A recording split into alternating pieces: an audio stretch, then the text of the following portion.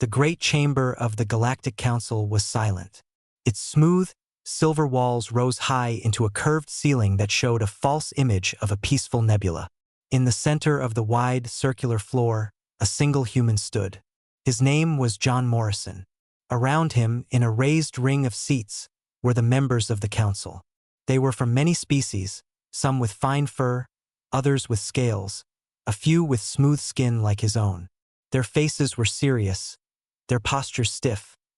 John wore a simple gray suit. He did not look afraid. He looked calm, like a man waiting for a bus on a quiet street. His hands were loose at his sides. His eyes moved slowly from one council member to another, meeting their gazes without anger. High up in the observers' gallery, two young humans watched. Their names were Miho and Jun. Miho had dark hair and his fists were clenched tightly on the railing in front of him. Jun stood very still beside him, her face pale, her eyes fixed on John's back. They were junior aides from the human embassy. Their job was to watch and report. They could do nothing more. The head of the council spoke. She was a tall being named Alara, with long fingers and large, dark eyes. Her voice was soft, but it carried to every corner of the quiet room. "John Morrison of Earth," she said. "This council has reviewed the evidence. You were assigned as an observer on the designated pre-contact world, PX 447. You were given one rule: non-interference. You were to watch, to learn, but under no circumstance were you to reveal yourself or interfere with the natural development of the native species, known as the Yull." She paused. The silence felt heavy. Miho held his breath. "It has been confirmed," Alara continued, "that you used human mining technology to alter the geological stability of a tectonic plate. You did this to prevent an earthquake that would have destroyed a Yull village. In doing so, you revealed advanced technology to a species centuries away from understanding it. You violated the prime directive of non-interference. Your actions were willful and clear." John Morrison nodded slowly. He did not deny it. "I did," he said. His voice was calm and firm. The village was home to over 400 beings. Children, elders, they would have all died. Their development is not yours to guide. Another council member snapped. This one was called Vex, a being with a rough, bark-like skin. "You have contaminated their culture. You have played God. The law is absolute for a reason, to protect the natural path of all life." "I understand the law," John said, "but I also understand a cry for help." The Yull did not cry out. They did not know the danger that slept beneath their feet. But I knew. To stand and watch when you have the power to prevent a tragedy. That is not morality. That is cowardice. A murmur went through the council. Alara raised a hand for silence. "Your personal morality is not the law of this galaxy, Mr. Morrison. We exist in balance. A balance you have broken. The sentence for such a breach is fixed. It is meant to be a reminder to all member species of the sanctity of the directive."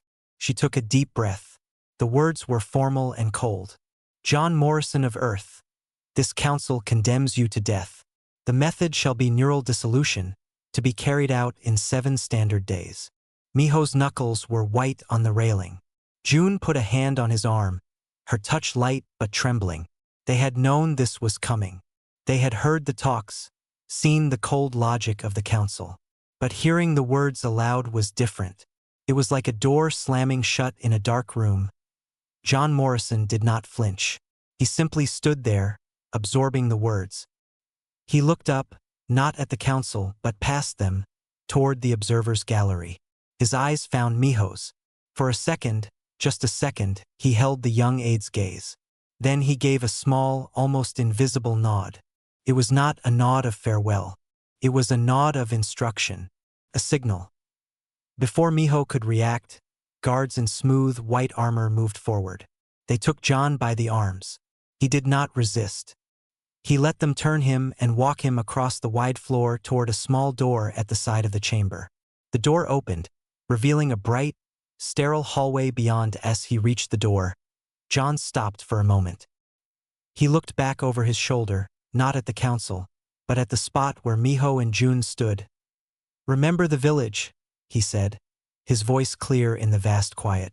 Remember their names. They are called the Yull. They live. That is the only fact that matters. Then he was gone. The door closed with a soft, final sound. The council members began to gather their things, speaking in low tones. The matter was settled. Order was maintained. In the gallery, Miho finally unclenched his hands. He looked at the red marks his nails had left on his palms. Jun's voice was a whisper. What do we do now? Miho thought of the nod, the instruction in John's eyes. He thought of the datapad locked in John's private quarters at the embassy, the one Morrison had told him to guard but not to open unless something happened. We go back to the embassy, Miho said, his own voice low and firm. We have work to do. The human embassy was a quiet place. It was not grand like the council halls. It was a series of plain rooms and offices in a building shared with other minor species. That night, it felt emptier than ever. Miho sat at a desk in a small, dimly lit room. The screen in front of him showed the official verdict from the council. The words neural dissolution seemed to burn in the air. Jun stood by the window, looking out at the glittering traffic of the council's central world. The lights of passing ships moved silently, like cold, distant stars. He knew this would happen, Miho said, not looking up from the screen. He walked in there knowing. He saved 400 lives, Jun replied, her voice tight. He must have believed that was worth the price. But was it? Miho turned in his chair. His face was strained. The council's law is clear. We break it, we pay. That's the agreement that lets humans have a seat here. One man's morality against the stability of 1,000 worlds. That's how they see it. Jun turned from the window. Then why did he look at you? Why that nod? It was like he was passing us a baton in a race we didn't know we were running. Miho was silent for a moment. He remembered the weight of John Morrison's gaze. It wasn't the look of a condemned man. It was the look of a man with one last task to delegate. He stood up suddenly, the chair scraping on the floor. His private logs, Miho said. The encrypted data core in his quarters. He gave me the emergency clearance code. He said to use it if things went quiet. You think he left something? Jun asked, her eyes widening. I think he didn't just go there to be a hero, Miho said, already moving toward the door. I think he went there to be a witness. They walked quickly through the embassy's silent halls. The few other human staff they passed kept their eyes down. The air was thick with shame and defeat. Morrison's actions were seen by many as a reckless mistake that had cost humanity its hard-won standing. Miho pressed his hand to the scanner outside Morrison's door. It beeped red, denying access. He took a deep breath and entered the long, complex code Morrison had entrusted to him months ago, under the guise of simple protocol. The light turned green. The door slid open. The room inside was tidy, almost bare. A bed, a desk, a shelf with a few real paper books. It smelled of soap and quiet solitude. On the desk sat a simple black data core, the kind used for highly secure personal records. Miho picked it up, felt cool and heavy in his hand. He placed it on the desk and activated the interface. A holographic screen flickered to life, asking for another authorization. Miho entered the same code. For a second, nothing happened. Then, the screen filled with files. Not just personal journals, but sensor readings, geological surveys, and official council documents with classified markings. This is more than a diary, Jun whispered, leaning closer. They began to read. The files told a different story from the one presented in the council chamber. John Morrison had not just stumbled upon a natural disaster. His initial surveys of PX 447 had detected unusual subsurface vibrations. He had dug deeper, using his diplomatic clearance to access old planetary surveys in the public archive. Buried in thousands of pages of dull data, he found a report from years before the Yull were discovered. A mining survey. A council-affiliated company, Orion Galactic, had scanned the planet for valuable minerals. Their deep-core drills had weakened a critical tectonic junction. The report noted the potential for future seismic activity, but classified it as an acceptable long-term risk. The planet was later designated for pre-contact observation, and the mining report was forgotten. Morrison had found it. He had cross-referenced the dates, the locations. The village was built directly on top of the instability. The earthquake wasn't an act of nature waiting to happen. It was a man-made disaster waiting to happen. The final file was a video log. Miho pressed play. John Morrison's face appeared on the screen. He looked tired but focused. "If you're seeing this, Miho, then the council has condemned me," he said. "They have chosen to protect a lie. They call my act interference. But the real interference happened years ago, for profit, and they covered it up. They declared the Yull non-sentient, to avoid the legal hassle of relocating them or fixing the problem. My crime wasn't saving them. My crime was exposing their crime." The video showed shaky footage, taken from Morrison's wrist recorder. It showed the Yull village. Small, furry beings with large, gentle eyes. Children playing near stone huts. Elders weaving in the sun. Then it showed the human mining unit, quietly and carefully stabilizing the ground deep below, a process invisible to the Yull above. "I gave the council this evidence privately 3 weeks ago," Morrison's recorded voice continued. "I asked them to quietly correct the geological fault and reclassify the Yull. They refused. They said revealing the mining error would cause loss of faith in council oversight. They offered me a deal. Stay silent, and they would post me to a desirable new world. I refused." The video ended. Miho and June stood in the quiet room. The traffic still floated past the window.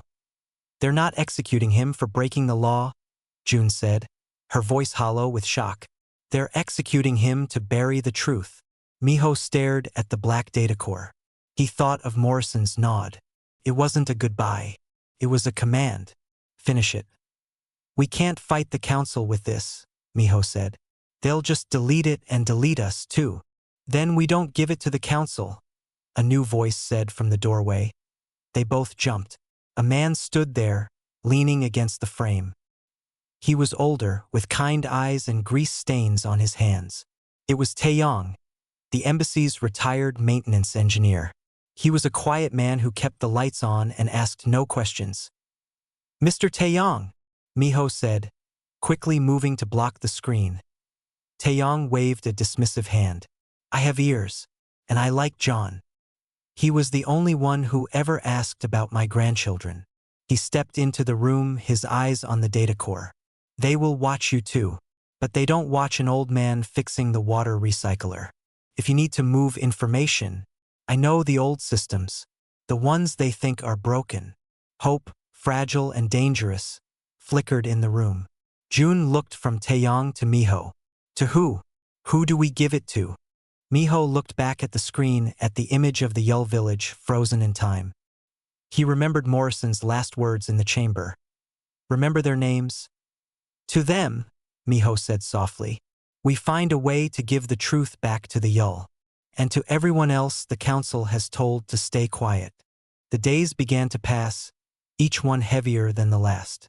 The countdown to John Morrison's execution was a silent clock ticking in everyone's mind. Inside the human embassy, Miho, June, and Taeyong worked in the shadows. Their small team grew by one. Yuna was the embassy's communications officer. She was sharp and quiet, with a talent for finding paths through blocked networks. Miho trusted her. He showed her the data core. She watched Morrison's final log, and her calm face hardened. She said nothing for a full minute, just stared at the image of the Yull children. "Okay," she finally said. "How do we break a story that the most powerful government in the galaxy has buried?" The problem was immense. The council controlled all official data streams in the core systems. Any transmission from the embassy with the evidence would be instantly flagged, traced, and deleted. They would be arrested for espionage before the first file finished sending. Taeyong, the old engineer, had an idea. It was a simple one. "They watch the new roads," he said, wiping his hands on an old cloth. "They don't watch the old footpaths." He led them down to the sublevels of the embassy building, a place of dripping pipes and humming, outdated machinery. In a dusty corner was a communications relay. It was a bulky piece of technology, long ago replaced by faster systems. But it had not been removed. "This is a Mark III subspace relay," Taeyong explained, patting its metal side. "It's analog. It doesn't use the modern digital network. It just shouts into the dark on a wideband. The council shut them all off years ago because they're inefficient. Too much static. Can't carry much data. So it's useless," Miho said, his hope fading. "Maybe not," Yuna said, her eyes scanning the old machine. "If it's analog and wideband, it's harder to trace to a single source. It's like a voice yelling in a canyon. Everyone hears it, but no one knows exactly where it came from." "And the static?" June asked. "Is the point," Yuna said. "We don't send the full sensor data. We send the story. We send Morrison's words. We send the mining company's logo. We send the coordinates of the Yull village. We send it slow, we send it simple, and we let the static hide our signature." Taeyong got to work. His hands, stained with grease, were suddenly precise and quick. He bypassed dead power lines and rerouted ancient circuits. He wasn't fixing the machine for perfect operation. He was fixing it for one last, loud shout. Meanwhile, Miho and June crafted the message. They did not frame it as human hero versus evil council. That was a story the council could easily dismiss as human bias. Instead, they framed it as the truth the council had hidden from its own people. They used Morrison's own video log. They edited it to show the key facts. The mining report, the weakened tectonic plate, the council's refusal to act, the Yull living unknowingly on top of it all. They kept Morrison's calm, factual tone. At the end, they added a simple list of data points. The mining company's name, the council file numbers, the planetary coordinates. It was not an accusation. It was a receipt. On the night before the fourth day, they were ready. The old relay hummed with unstable power. Taeyong gave a thumbs up from his nest of wires. Yuna sat at a makeshift console, her finger poised over a single key.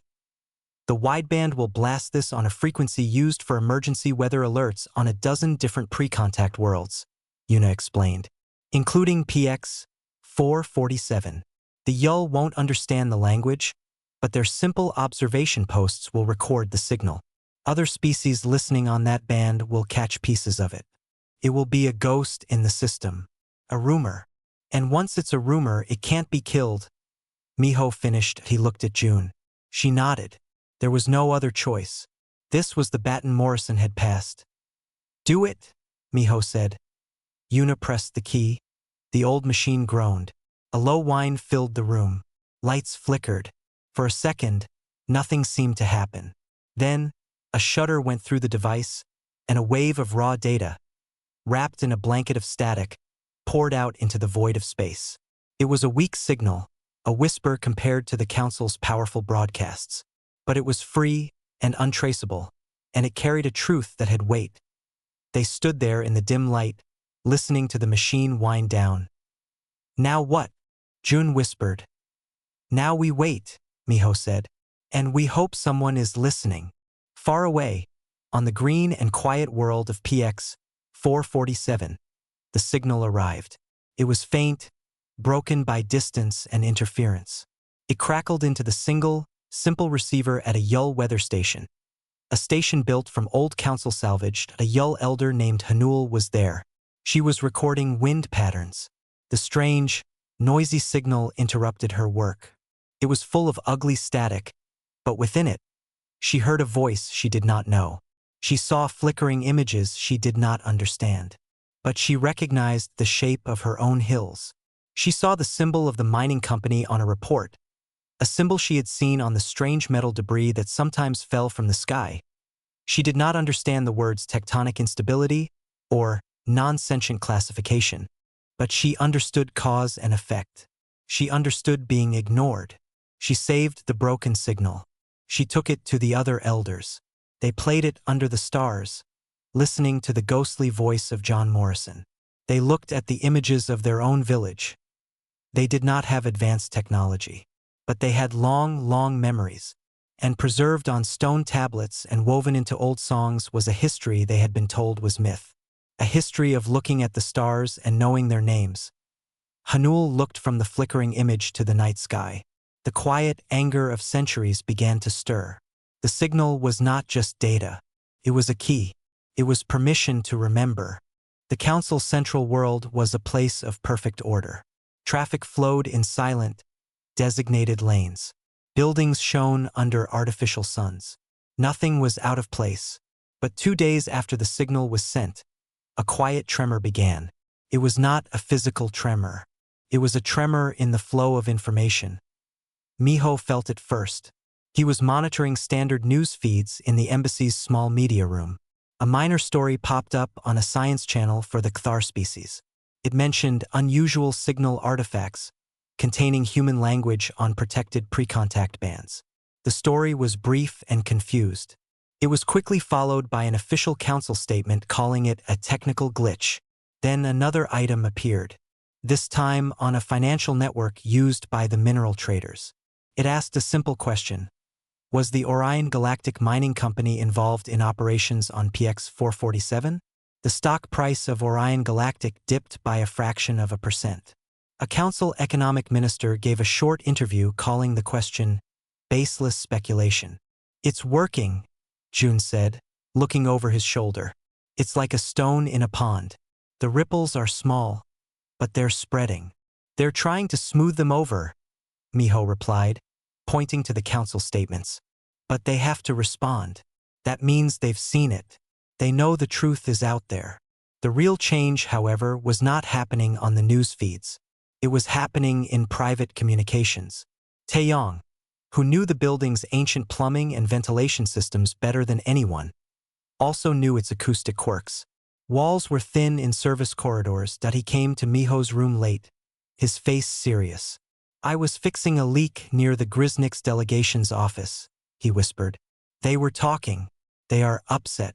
They said the Yull situation reminds them of what happened to their own southern forests, cleared for farming by a council-approved company after they were declared non-essential. They are asking their home world to look for old mining surveys on their own planet. This was the pattern. The signal had not just sent facts. It had sent a template for doubt. One species after another began to quietly re-examine old tragedies, lost lands, and official council classifications that had always felt wrong but had never been questioned. The council's response shifted from dismissal to containment. Security patrols around the human embassy increased. Miho and Jun felt watched every time they stepped outside. Their own diplomatic data access was suddenly under review. They were being sealed off. They needed to know what was happening with John Morrison. They had heard nothing since his condemnation. Was he still in his cell? Was he well? The not knowing was a constant ache.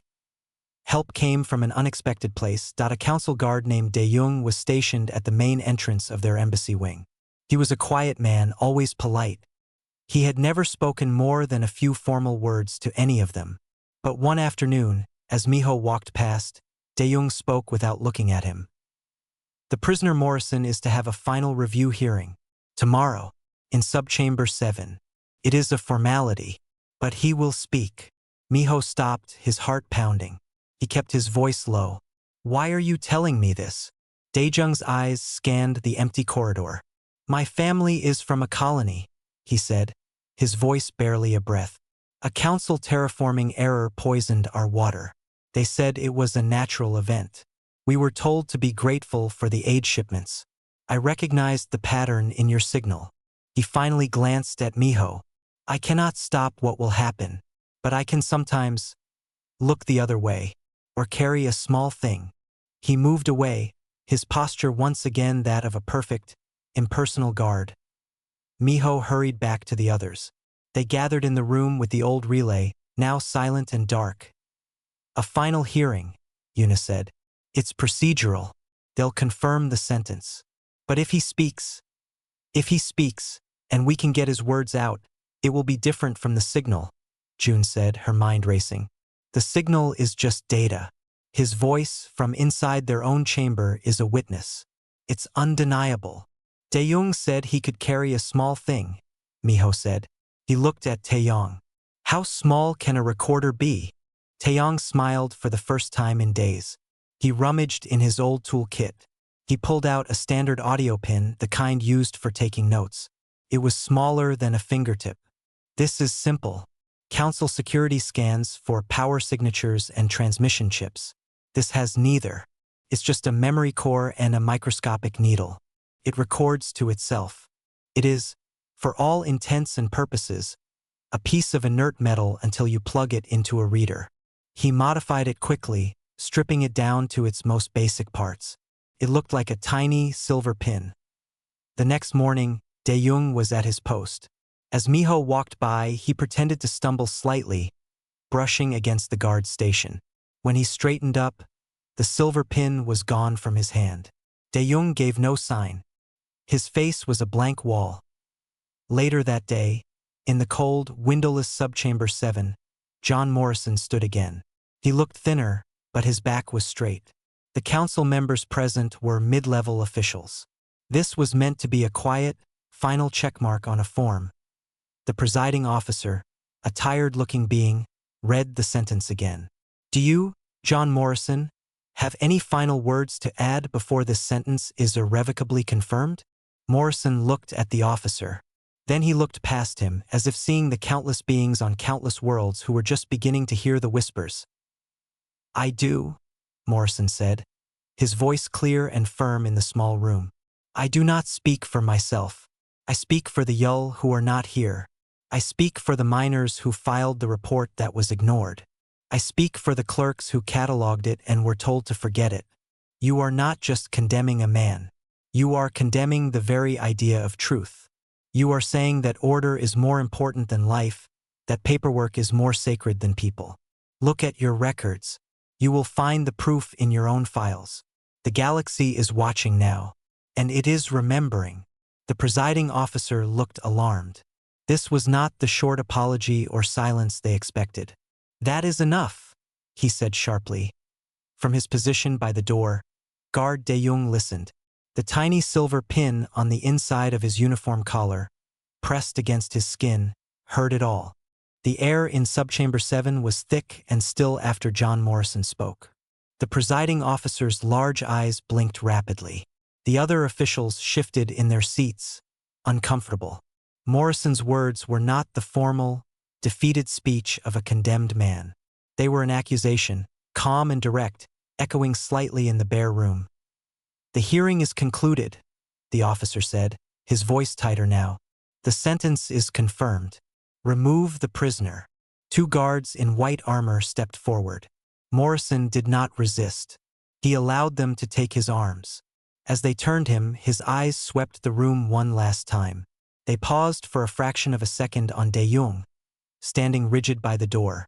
There was no nod, no signal, just a look of quiet acknowledgement. Then he was led away, back to the silent halls that led to his cell. De-Jong did not move from his post. He felt the tiny weight of the recording pin against his collarbone. Felt like it was burning. He maintained his perfect guard's posture until the chamber was empty and he was relieved from duty. His walk back to the security annex was the longest of his life. Every passing official felt like a threat. Every camera in the ceiling felt like an eye specifically watching him. He thought of the poisoned water on his home colony, the official lies delivered with calm sympathy. He kept walking. Meanwhile, at the human embassy, the tension was a living thing. Miho paced. June stared at a blank screen. Yuna ran constant, quiet scans on the public data streams, looking for any ripple. Taeyong was pretending to repair a light panel in the lobby, his ears open to any gossip from passing staff of other species. They had heard nothing since Daejung's brief message. They did not know if the guard had succeeded, or if he had been caught. They did not know what Morrison had said, or if he had been allowed to speak at all. The clock was ticking down. In 3 days, the neural dissolution would be carried out.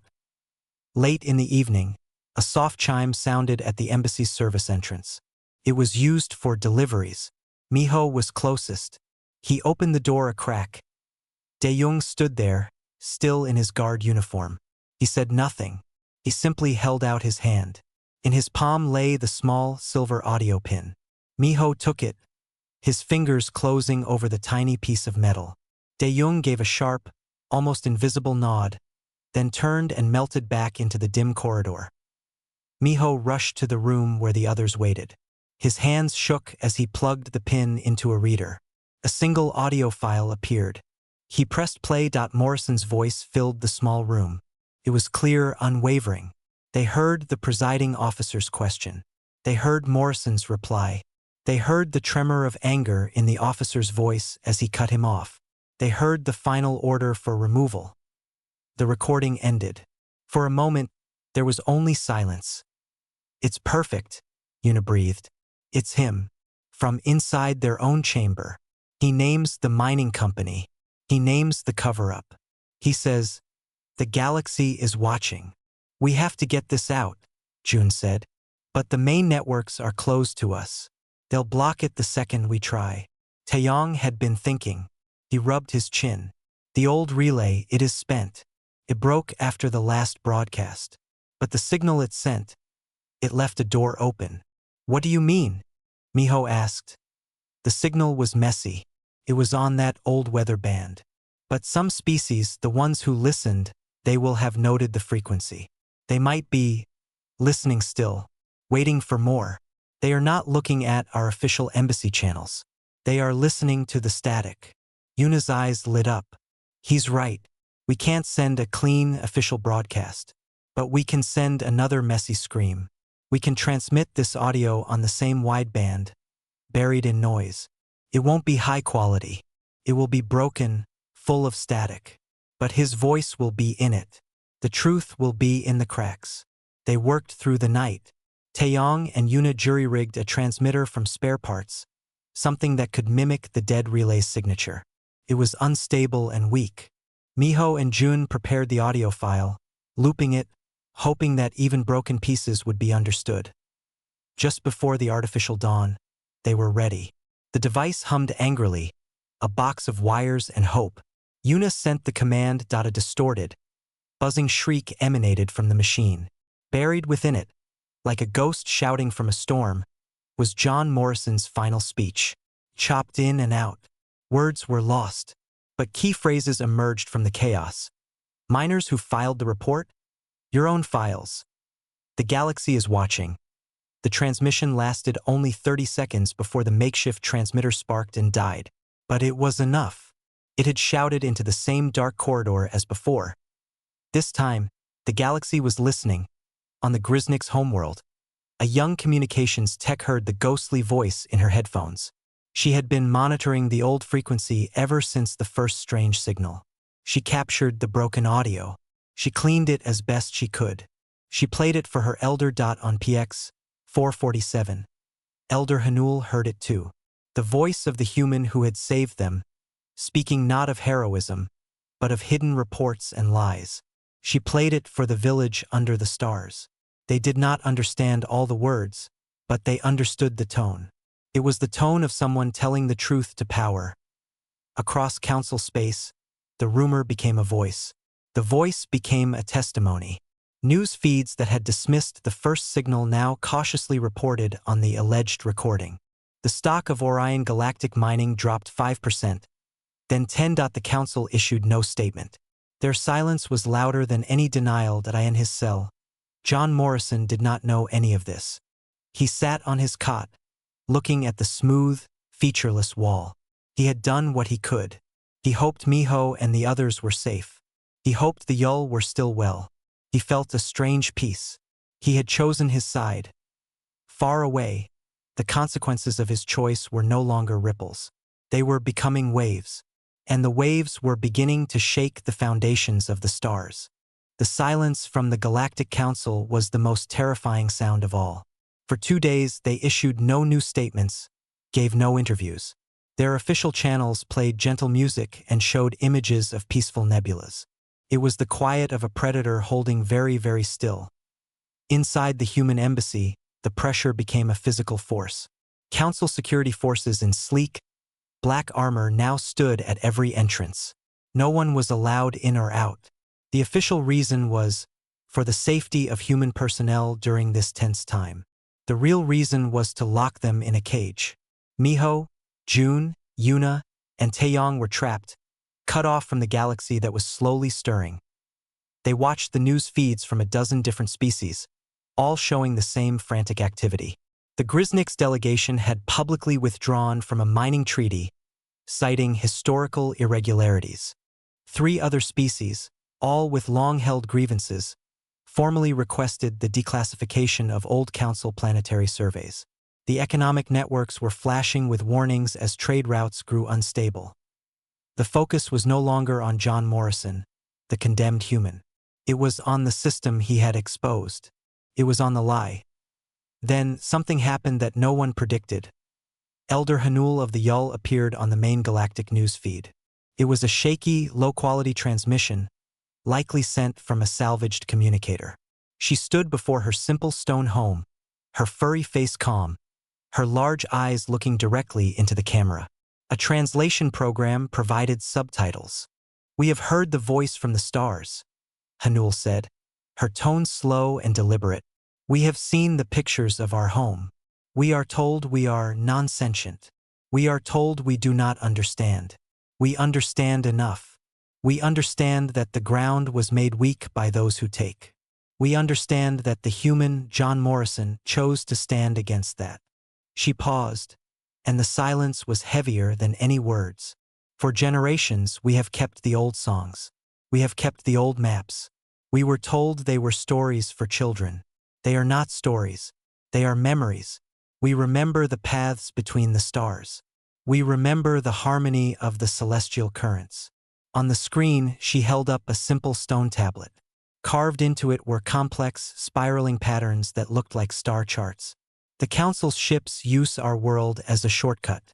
Their jump route through our system is stable because of a gravitational anomaly. Our songs have always told us how to sing to that anomaly, to keep it calm." A shockwave went through the galactic community. The Yull were not primitive villagers.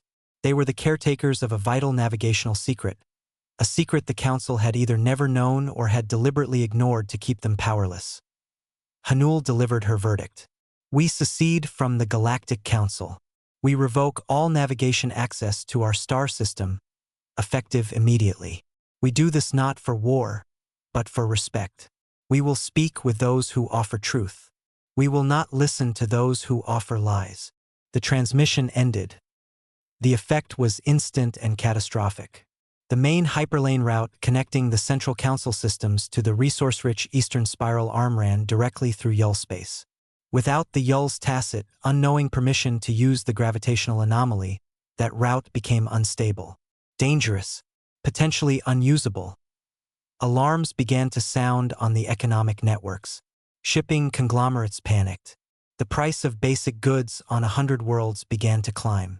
The perfect, silent order of the Council was breaking down into loud, messy chaos. Inside the embassy, Miho watched the screens, his heart pounding. "She did it," he whispered. "She used the key we gave her." June gripped the back of his chair. "It's not a rebellion. It's a withdrawal. They're just removing their consent." The Council's silence broke in the worst possible way. An order flashed on all internal security channels. The guards at the embassy doors snapped to attention. The lead officer, a stern-faced being, entered the lobby. His eyes scanned the room and landed on Miho. "You too," the officer said, pointing at Miho and June. "You are to come with us for questioning regarding unauthorized data transmission and interference in Council sovereignty." It was over. They were coming for the source. As the black armored guards moved forward, a loud hiss and a clang echoed from the ceiling. A main water pipe, the one Taeyong had been fixing for days, suddenly burst above the lobby. A torrent of cold, recycled water showered down on the guards and the officer. Lights shorted out, plunging the area into semi-darkness and confusion. Through the spraying water and shouted orders, a strong hand grabbed Miho's arm. It was Daeyong. He was out of uniform, wearing simple maintenance coveralls. "This way, now!" he yelled over the noise. He pulled Miho and Jun not toward the main doors, but into a service hatch behind the reception desk. Yuna and Taeyong were already there, waiting. They scrambled into a narrow maintenance tunnel, the sounds of chaos fading behind them. "The Council is falling apart," Taeyong said, leading them through the dark, dripping passage. Their own members are turning. Their authority is gone. But they will still try to silence the ones who started it. You cannot go back. Where can we go? June asked, breathless. Taeyong stopped at a hatch that led outside. Anywhere. The story is free now. The Yul have broken the dam. Just get off this central world. Disappear. Keep the truth safe. He opened the hatch. It led not to a grand avenue, but to a chaotic loading dock where ships from a dozen panicked species were scrambling to depart. The perfect order was gone. In its place was a galaxy waking up, and it was loud and messy and alive. Miho looked back at Taeyong. Thank you. Taeyong shook his head. No. Thank John Morrison. And finish it. Then he closed the hatch behind them, leaving them in the swirling, uncertain dawn of a new galaxy. The central world of the Galactic Council was in chaos, but it was a quiet chaos. There were no explosions or battles. Instead, there was the hollow sound of systems shutting down. Ships sat idle in their docks. Trading floors were silent. The great machine had stopped. With the main hyperlane through Yul space unstable, the economic network fractured. 3 more species, inspired by the Yul's quiet dignity, announced their withdrawal from council treaties. They did not shout or make threats. They simply turned off their communication beacons and went home. The council's authority, which had been built on smooth control and unspoken threats, evaporated like mist in a sudden wind. Faced with total collapse, the council did the only thing it could do to survive. It surrendered. A public announcement was made across all channels. The council spokesperson, her voice tired, stated that the sentence of John Morrison was suspended indefinitely. All charges were dropped. Furthermore, the council would open a full, transparent review of the Orion Galactic mining case on PX 447, with observers from every member species. It was not an apology. It was a tactical retreat to avoid total ruin. But it worked. On a neutral orbital station, the negotiations began. They were not called the Galactic Council anymore. They were called the Preliminary Forum. John Morrison, released from his cell, was there. He wore simple clothes and looked thin, but his eyes were clear. He did not sit at the main table. He sat to the side, as an observer. The one who sat at the main table was Elder Hanul of the Yul. Beside her were representatives from the Grisniks and the other species who had withdrawn. They spoke softly. They did not demand punishment or reparations. They demanded new rules. Rules where voices could not be silenced by classification. Rules where profit could not outweigh planetary safety. Rules where the first question was not, is it efficient? But, is it right? Morrison listened. He said very little. When asked to speak, he simply said, the floor belongs to those who were never given a microphone before. Listen to them. The story that shook the stars was not, in the end, about a heroic human.